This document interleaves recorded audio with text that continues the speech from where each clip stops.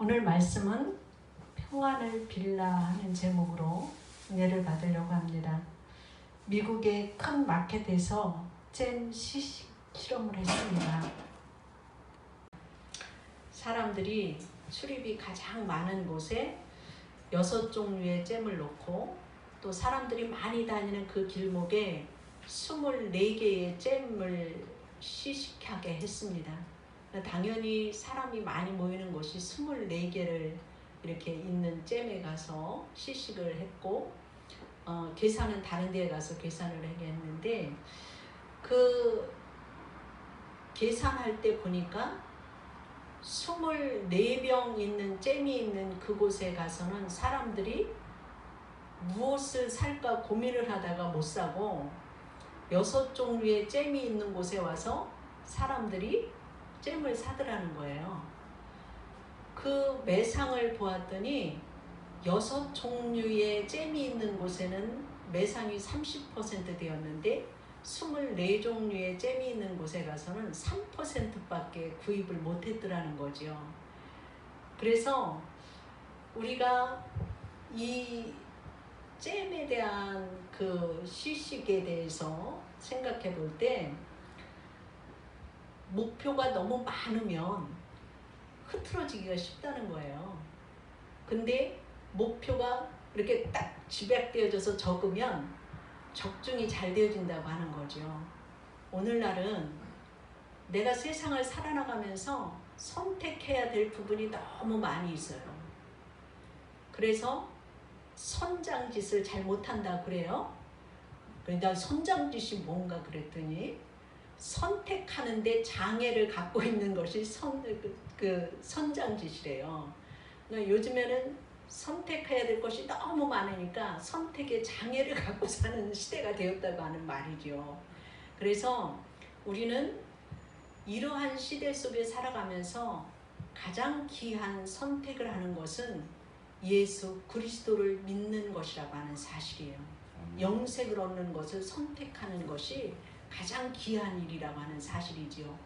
그래서 믿음의 주요 온전케 하시는 예수 그리스도를 바라보자. 히브리서 12장에 그렇게 말씀하시고 있거든요. 그래서 오늘 말씀을 보면 이게 이제 메시지 성경으로 제가 읽어보니까 이런 말씀이더라고요.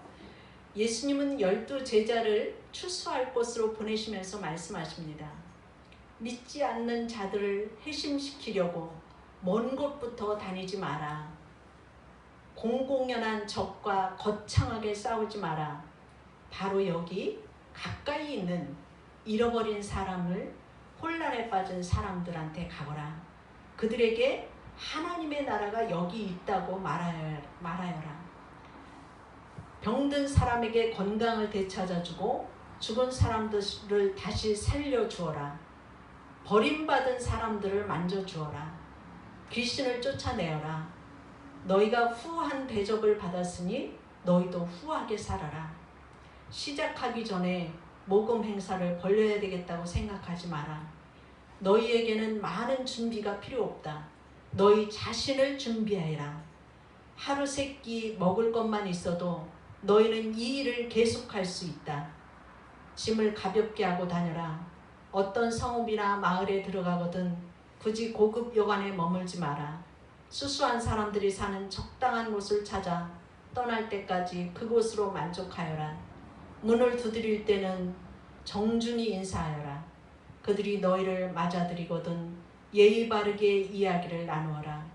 너희는 맞아들이지 않거든 조용히 떠나라. 소란 피울 것 없다. 무시해버리고 너희의 길을 가면 된다. 심판날에 그들은 틀림없이 후회할 것이지만 그것은 지금 너희가 신경 쓸 일이 아니다. 늘 정신 바짝 차리고 너희에게 맡겨진 일은 너희에게 시선이 쏠리지 않게 하고 뱀처럼 영리하고 비둘기처럼 숨겨라라 하신 말씀인데 이 말씀은 바로 천국의 복음을 전파하기 위해서 각처로 보내는 예수님이 제자들에게 성령의 권능을 부어주시고 또한 우리들에게 하시는 말씀입니다. 복음 전파를 위해서 너희들이 영혼을 거두어들이라고 할 때에 하나님께서는 바로 우리들에게 첫 번째로 예수님은 이스라엘의 잃어버린 양에게로 가라고 말씀하신 것을 볼 수가 있어요. 전도의 우선순위가 사도행전 1장 8절의 말씀과 같이 예루살렘과 온 유대와 사마리아와 땅끝까지 이르러 증인이 되리라 하신 말씀과 같이 가까운 곳에서부터 복음을 증거하라고 할 수 있는 곳에서부터 하라고 말씀하시고 있어요. 그래서 지난번 속회 말씀을 이렇게 속해드리면서 말씀을 들으니까 너희들은 할 수 있는 곳에서 너희가 할 수 있는 일만 하라고 말씀하시고 있어요. 예수님은 우리가 할 수 없는 것을 하라고 하신 것이 아니라 내가 할 수 있는 일을 할 수 있는 곳에서 해라 이 말씀을 하시더라고요.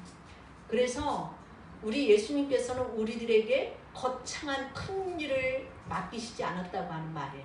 오늘 말씀도 보면 너희들이 예수님 전한다고 해서 거창하게 준비하지 말아라. 너희 자신을 준비해라. 그것이 가장 중요하다. 이 말씀을 하고 있거든요. 그래서 너희가 할 수 있는 일은 밥 3끼만 먹어도 예수님을 전할 수 있다고 하는 사실이죠. 그리고 이 이스라엘의 잃어버린 양에게로 가라고 하는 것은 가장 가까운 곳에서부터 출발하라고 말씀하시고 있어요. 가장 가까운 곳이 누구입니까? 우리의 가정에 믿지 않는 자에게 복음을 증거하여서 구원받게 하라고 말씀하신 것을 볼 수가 있습니다. 우리의 가정을 구원시키기 위해서는 밥 3끼 못 먹는 가정 없잖아요. 우리 그죠? 밥 먹으면서 살아가잖아요. 가장 쉬운 것이 가족들을 하나님께로 인도하라고 하는 말씀이에요. 그러니까 잃은 양에게 찾아가라. 물론 멀리 가는 것도 중요하고 또 우리가 먼 곳에 복음을 전하지 못한다 할지라도 중보의 기도를 통하여서 복음을 전할 수도 있고 그렇지만 예수님은 내가 할 수 있는 부분에 있어서 가장 가까운 곳에서부터 출발하라고 하시는 말씀이 오늘 말씀이에요. 그래서 축복 중에 축복은 우리가 복음을 전하는 일이고 하나님의 복을 나누어 주는 거예요. 우리가 나누어 주는 것은 일시적인 복이 아닙니다. 세상 사람들이 갈망하는 복이 아닙니다. 하나님의 복은 영원한 복입니다. 영생의 복이에요. 하나님 나라를 유업으로 받게 하는 복이에요. 성경은 욕이나 저주하지 말고 복을 빌어주라고 권면하고 있어요. 그 이유는 우리가 하나님의 영생의 복을 유업으로 받도록 부름받은 까닭이라고 하는 사실이죠. 우리가 새 사람을 전도하는 것도 중요하지만 잃어버린 양을 찾아오는 것도 중요하다고 오늘 말씀하시고 있어요. 그래서 전도자는 자신의 생명조차 아끼지 아니하는 최선을 다해야 되고 복음의 빚진 자의 심정으로 해야 되고 다른 이에게 복음을 전해야 되고 또 어느 장소에서든지 해야 되고 한 영혼을 전도하기 위해서 지속적인 관심을 가져야 되고 기도해야 되고 노력이 필요하다고 하는 사실이죠. 그래서 복음 전파자일수록 더욱 예의와 상식을 지켜서 행동하라고 말씀하시고 있습니다. 복음 전파자는 지혜롭고 이기적이지 않아야 된다고 말씀하시고 있습니다. 전도 중에 사람들의 핍박을 감수하라고 말씀하시고 있습니다. 오직 전도자는 하나님만 신뢰하는 그러한 자세를 가져야 된다고 말씀하시고 있습니다. 그리고 하나님만을 의뢰하라고 말씀하시고 있습니다. 그래서 전도자는 어떤 사람 앞에서든지 담대하게 예수님의 이름을 전파하면서 세상의 권력을 두려워하지 아니하고 하나님만을 두려워하는 삶을 살기를 주님이 원하신다고 하는 것을 말씀하시고 있습니다. 그래서 예수님은 가장 가까운 곳에서부터 복음을 증거하기를 원하시고 잃은 영혼을 찾아내시기를 원하신다고 하는 사실이죠. 그래서 여러분의 가정이 인가기도 되기를 주의 이름으로 축원합니다. 여러분의 가정에 모든 사람들이 구원받기를 주의 이름으로 축원합니다. 그 일을 하기 위해서 여러분을 택하여서 세워주셨다고 하는 사실이죠. 그래서 가장 전도하기 어려운 것 같이 생각되어지지만 오늘 예수님 말씀에 하루에 3끼 밥 먹으면 누구든지 알 수 있다고 그랬어요. 전도하시기 바랍니다. 여러분, 그래서 여러분의 가정이 구원받기를 주의 이름으로 축원합니다.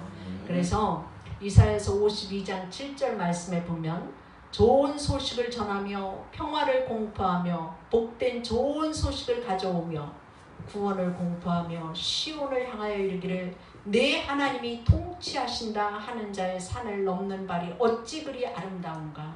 그 말씀이 나와요. 예수님이 바로 좋은 소식이에요. 예수님이 우리에게 주신 것은 복음입니다. 우리는 복음을 통해서 구원받게 되었어요. 무엇보다도 가장 좋은 선물을 받게 되는 것이 성령의 선물이에요. 여러분이 예수님을 믿는 그 순간부터 성령께서 여러분과 함께 하신다고 하는 사실이죠. 그래서 세상 끝날까지 내가 너희와 함께 하리라. 임마누엘의 주님이다. 이걸 우리에게 수없이 말씀하시고 있잖아요. 성령님이 여러분들을 이끌어 주시고 성령님이 여러분들과 동행하여 주시고 성령님이 여러분의 앞길을 열어주신다고 하는 사실이죠. 그래서 우리가 가장 좋은 선물이 성령님인데 누가복음 11장 13절 말씀에 보면 너희가 악할지라도 좋은 것을 자식에게 줄 알거든 하물며 너희 하늘 아버지께서 구하는 자에게 성령을 주시지 않겠느냐 이렇게 말씀하시고 있어요. 우리가 누릴 수 있는 모든 좋은 것의 총체는 성령님 안에 있어요. 하나님 안에 있어요. 성삼위일체인 성부, 성자, 성령 안에 계시다고 하는 사실이죠. 그래서 우리는 온갖 좋은 것을 다 누릴 수 있다고 하는 사실이죠.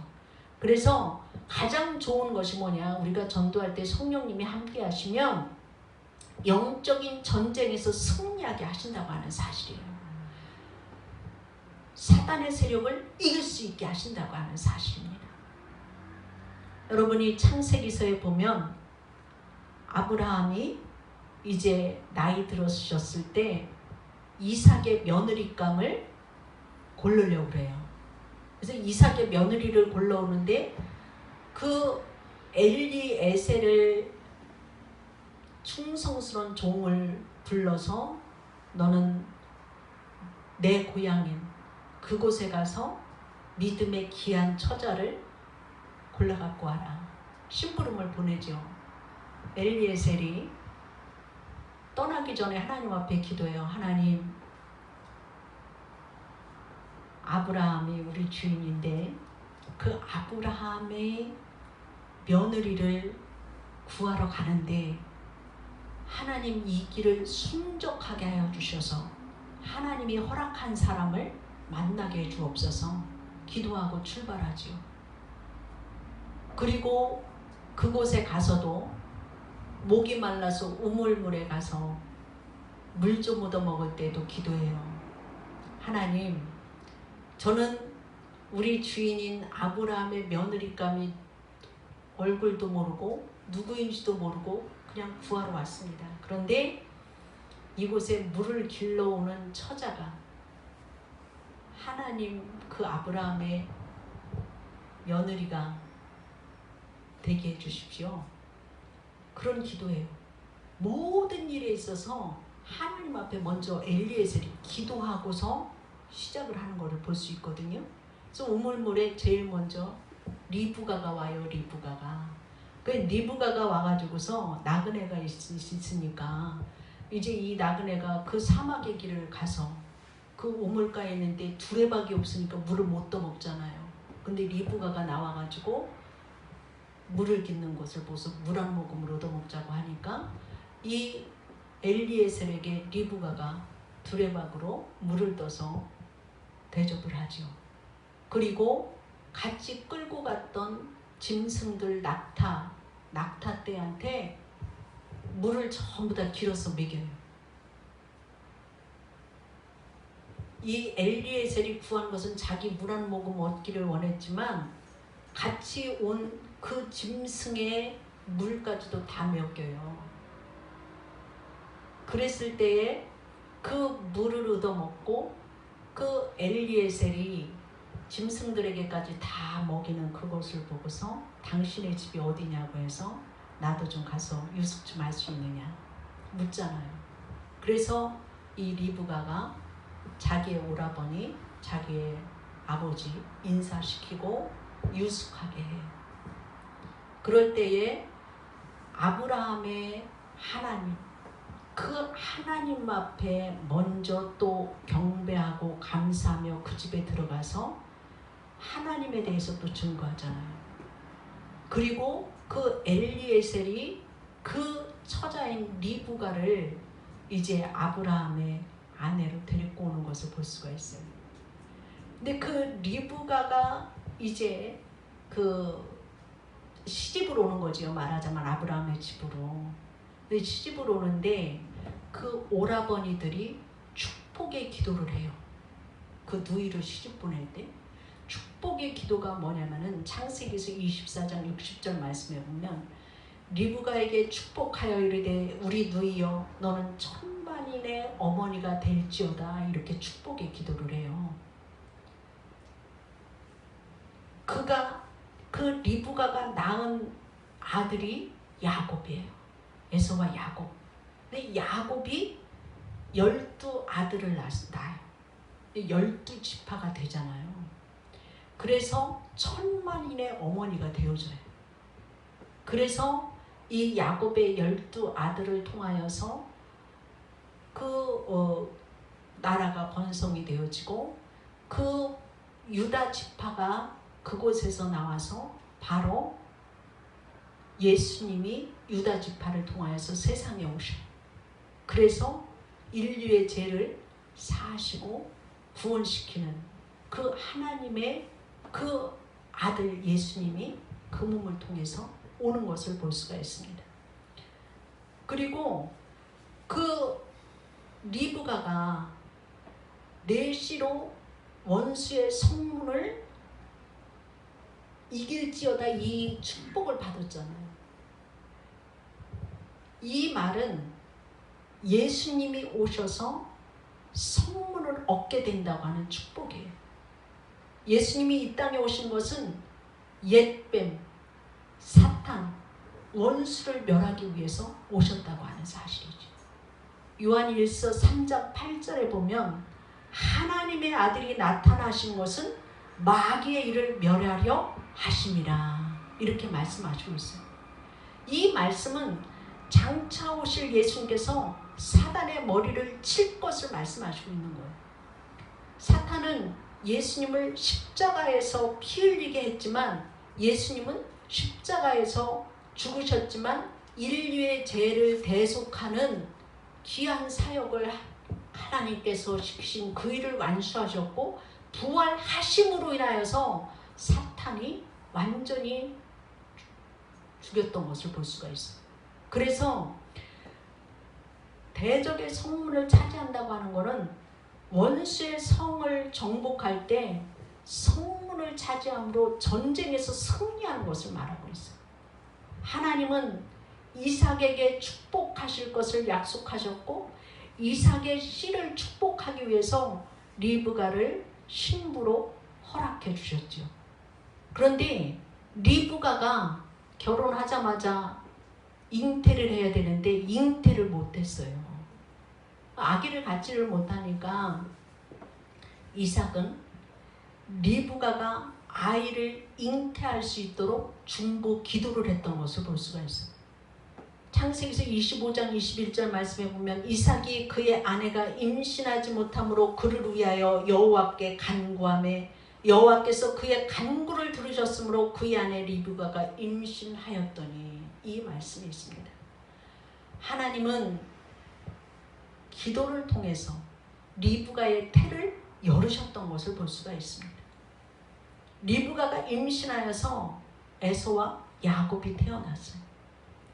하나님은 하나님의 말씀대로 리브가를 통해서 그 가족이 그 축복의 기도를 빌어준 대로 천만인의 어머니가 되게 하였고, 유다 지파를 통하여서 예수님이 오심으로 사단의 일을 멸하셨고, 하나님의 귀한 영혼을 구원하는 일에 쓰임받게 하셨던 것을 볼 수가 있어요. 우리의 삶의 목표는 무엇입니까?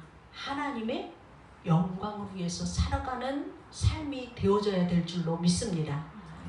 그래서 하나님의 그 축복이 가정에서부터 출발이 되어지니까 여러분의 가정에서부터 구원받는 일이 일어나게 하고, 그 구원받는 일이 일어나면 그 축복이 자손에게 또한 그 가정에게 흘러넘침으로 인하여서 사단의 세력을 물리치고 승리할 수 있다고 하는 사실이에요. 그래서 사단의 대적을 물리치고 그 사단의 성문에서 이기게 하시는 분이 하나님이시고, 우리가 영혼을 구원하는 전도할 때에 사단의 세력을 멸할 줄로 믿습니다. 여러분의 가정이 정말 가까운 곳에서부터 구원이 일어나는 귀한 일을 감당하는 여러분이 되기를 주의 이름으로 축원합니다. 두 번째로는 천국이 가까웠다고 말씀하라고 하고 있어요. 이 말이 뭐냐면, 세례 요한이 주의 길을 예비하기 위해서 먼저 광야에서 외치는 소리가 있었어요. 서 권사님, 세례 요한이 광야에서 외친 소리가 뭐였어요?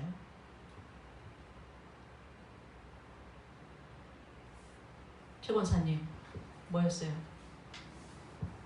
네? 회개하라. 그렇죠. 회개하라, 천국이 가까웠다. 알기는 다 잘하는데 물으면 몰라. 회개하라, 천국이 가까웠다 외치잖아요. 그럴 때 세례 요한이 외친 말은 되게 독한 말을 했어요. 독사의 자식들아, 이렇게까지 막 나왔어요. 회개하라고. 세례 요한이 광야에서 회개하라, 천국이 가까웠다. 그럴 때에 수많은 사람들이 와서 세례 요한한테 세례를 받고, 오늘날로 말하면 인기가 대단했어요. 그런데 그 세례 요한은 예수님만 나타나게 했어요. 나는 예수님의 신발끈을 들기조차도 못할 사람이다. 내 뒤에 오시는 예수님은 내가 너희들에게 물로 세례를 주지만 예수님이 오시면 너희들을 성령의 세례를 베풀 것이다. 이 말씀하시잖아요. 예수님이 오시면 굽은 길을 바르게 할 것이고, 어둠에 있는 자가 빛을 보게 될 것이고, 너희가 구원을 모르는 자들이 구원을 받게 할 것이다. 그 세례 요한이 회개하라, 천국이 가까웠다 외칠 때에 인기가 많고 모든 부분에서 이적과 기사를 행할 수 있었음에도 불구하고 자기는 완전히 나타나지 않고 오실 예수님만 선포했던 것을 볼 수가 있어요. 그 오실 예수님만 선포한다고 하는 것이 우리들이 전도할 때에 우리가 나타나지 않고 예수님이 나타나야 된다고 하는 사실이에요. 그래서 예수님만을 전해야 되는데, 우리는 예수님만 나타나게 하려면 모든 것을 하나님께 맡기고 예수님의 뜻에 순종해서 맡겨진 일에 전심 전력을 다해야 된다고 하는 말이에요. 그러니까 하나님 나라를 위해서 최선을 다하고 수고하는 자들이 되라고 말씀하시고 있어요. 그래도 너희들이 복음을 전할 때 어서 오십시오 환영하는 사람이 있고, 욕받을 수도 있고, 모욕을 받을 수도 있고, 때로는 능욕을 당할 수도 있고, 때로는 옥에 갈 수도 있다. 이 말씀을 우리에게 미리 하셨잖아요. 그것을 감수하고서도 예수님을 전해라고 우리에게 말씀하시고 있습니다. 그래서 너희는 이 땅에서 무엇을 얻으려고 생각하지 말고 장차 그 나라에서 주님이 주실 그 상급을 바라보고 기뻐하며 감사하라고 말씀하시고 있어요. 너희가 거저 받았으니 거저 어떻게 해라? 거저 주라. 거저 받았으니 거저 주라. 우리가 주의 은혜를 값없이 받은 것 같이 모든 사람들에게 거저 주라고 말씀하시고 있어요. 우리가 여러분이 잘 아는 그 소록도라고 하는 데가 한센병 앓는 환자들만 가는 곳이에요. 그래서 그 쉬운 말로 말하면 소록도라고 하는 섬은 문둥병자들만 수용해 놓은 곳이 소록도거든요. 그러니까 그 소록도, 지금은 소록도에 별로 그렇게 환자가 많지 않았지만 그 전쟁 치르고 난 후에는 그 소록도가 대단히 많이 이렇게 나병 환자들이 많이 들어가서 수용 이렇게 했었거든요. 근데 이제 그 한센병 환자들이 지은 그 소록도 중앙교회가 있다고 그래요. 저는 안 가봤어요, 아직은. 근데 그 소록도 중앙교회는 건축 당시에 한국에서 두 번째로 큰 교회였대요. 근데 그 나병 환자들은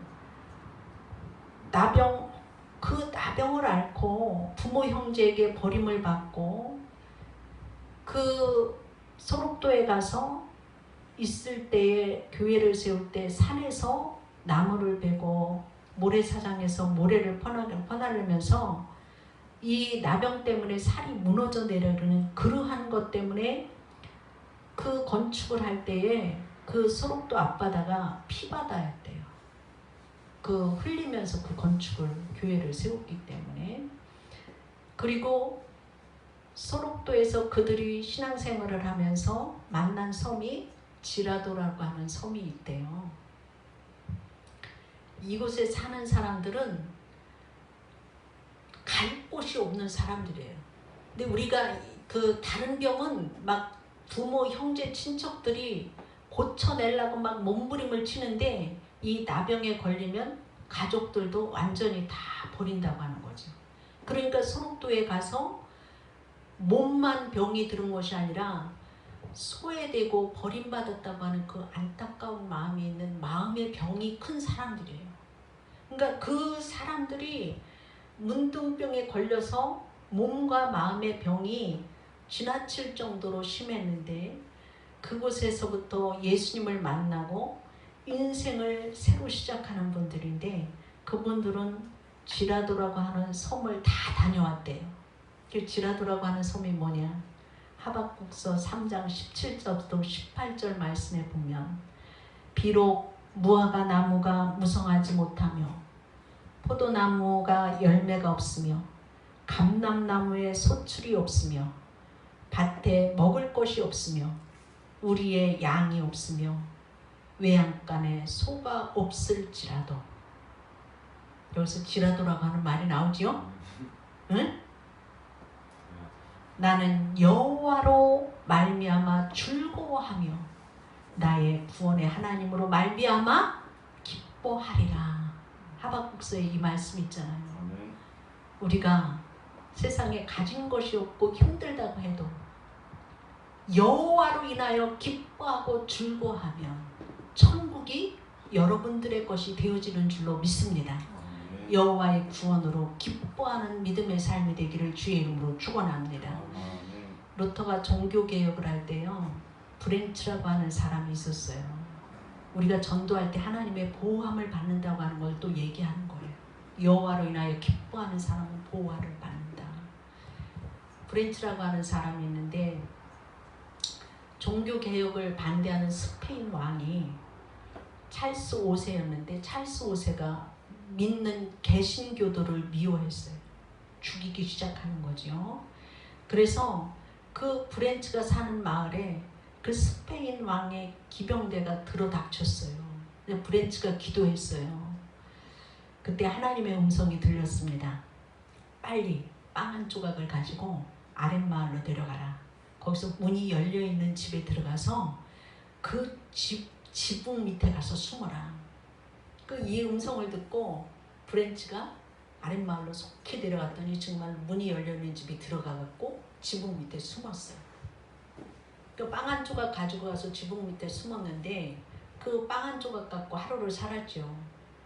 근데 그 기병대들이 와서 못 찾았으면 그냥 가야 되는데 거기다가 아주 주둔을 하고 있는 거예요. 그 주둔을 하고 있으니까 사람들이 꼼짝할 수가 없잖아요. 근데 이 브랜치도 지붕 밑에 가서 숨었는데 하루 지나고 먹을 게 없잖아요. 그러는데 하나님이 어떻게 역사를 해내냐면 암탉들이 그 지붕 밑에 와갖고 날마다 계란을 낳고서 가는 거예요. 그러면 이 브랜치는 그거를 계속 먹는 거예요. 근데 이 기병대가 한 달, 두 달 후에 떠나야 되는데 14개월간이나 이 주둔을 하고 있더라는 거죠. 근데 어느 날 보니까 암탉들이 안 올라오더라는 거예요. 그러니까 암탉들이 안 올라와서 먹을 것이 없으니까 밖에 동정을 살펴보니까 기병대들이 떠나는 것을 눈으로 보았습니다. 그래서 이 브랜치가 거기에서 또 나와서 종교개혁을 해서 오늘날에 이렇게 개신교도 이렇게 되었다고 하는 이러한 그 얘기가 있어요. 우리가 전도할 때요, 오늘 말씀 보면 가정서부터 구원시키고 거창하게 하지 말고 예의를 지키고 또 너희가 이렇게 할 때 전심전력을 다하고 이렇게 말씀하고 있는데, 하나님께서는 우리가 전도할 때 보호해주고 살 길을 열으신다고 하는 사실이에요. 걱정하지 마시기를 바랍니다. 그래서 하나님의 보호함을 받고 축복을 받는 가정이 되기를 주의 이름으로 축원합니다. 하나님은 아브라함에게 나는 너의 방패라고 말씀하시고 있어요. 하나님의 상급을 받는 자라고 말씀하시고 있어요. 너희는 하나님의 아들일 뿐만이 아니라 방패가 되어준다고 말씀하시고 있어요. 하나님의 방패는 예수님이에요. 그리고 그리스도의 십자가입니다. 십자가에서 흘리신 보혈입니다. 어린 양의 피를 문설주에 바를 때 죽음이 지나가듯이 예수님의 보혈을 믿는 자마다 보호하신다고 하는 사실이죠. 그래서 마귀를 멸하시고 우리의 사정을 아시고 지켜주시고 좋은 것을 아끼지 아니하시는 하나님이시라고 하는 말이에요. 그래서 영혼을 살리는 자에게는 주님이 함께 하시고 눈물 골짜기를 지난다 할지라도 하나님의 은혜 속에 통과하게 하시고 영적인 전쟁에서 승리하게 하시는 주님을 바라보시기를 주의 이름으로 축원합니다. 그래서 여러분 모두가 영혼을 살리는 일을 감당하시기를 바랍니다. 마지막으로 평안을 빌어주는 자가 되라고 말씀하시고 있어요.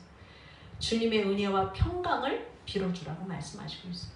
그 평안을 그 가정에 빌어주면 그 가정이 그 복을 받을 만한 곳이 되어주면 그 복이 그곳에 임하지만, 그 가정이 그 복을 받아들이지 않으면 발에 먼지를 떨어버리고 나오라고 말씀하시고 있고, 그 복을 빈 사람에게 복을 주신다고 말씀하시고 있어요. 그래서 예수님의 복음을 받아들여서 예수님을 영접하는 것은 제자들을 영접하는 것과 같으므로 그 가정이 축복을 받는데, 축복의 원천은 주님께서 그 가정에 거하시기 때문이라고 하는 사실이죠. 그래서 하나님께서 그 가정에 복을 주실 때 요셉이 종으로 팔려갔지만 그 주인집 이름이 뭐였어요? 보디발 장군집이었잖아요. 근데 요셉에게 복을 주었는데 보디발 장군 집이 복을 받았다고 말씀하시고 있어요. 요셉으로 인하여서 그 집이 복을 받았다고 말씀하시고 있어요. 그래서 여러분들이 복음을 전하는 성도들의 발걸음이 가장 축복된 것이고 평안을 빌어주는 자가 가장 복된 자라고 하는 말이죠. 그래서 축복의 언어는 우리가 복을 빌어주는 대상에게 복을 줄 뿐만이 아니라 우리 자신에게도 복을 가져온다고 하는 말이죠. 이삭과 야곱에게 복을 빌어줬지요. 야곱이 그의 자녀들에게 복을 빌어줬지요. 그 자녀들이 복을 받음으로 인하여서 또 부모를 복을 빌잖아요. 그렇기 때문에 하나님의 복은 저주를 이겨내요. 그래서 예수님이 십자가에서 저주를 대신 받으심으로 베풀어 주신 복이 우리에게 있다고 하는 사실이죠. 그래서 복은 나눌수록 커지고 또 늘어나고 풍성해져요. 믿음과 순종과 나눔을 통해서 점점 더 커지는 게 하나님의 축복입니다. 여러분을 통해서 하나님의 축복이 여러분의 가정에서부터 출발하여서 믿음의 후대에까지 여러분의 삶 가운데 풍성하기를 주의 이름으로 축원합니다. 기도하겠습니다. 하나님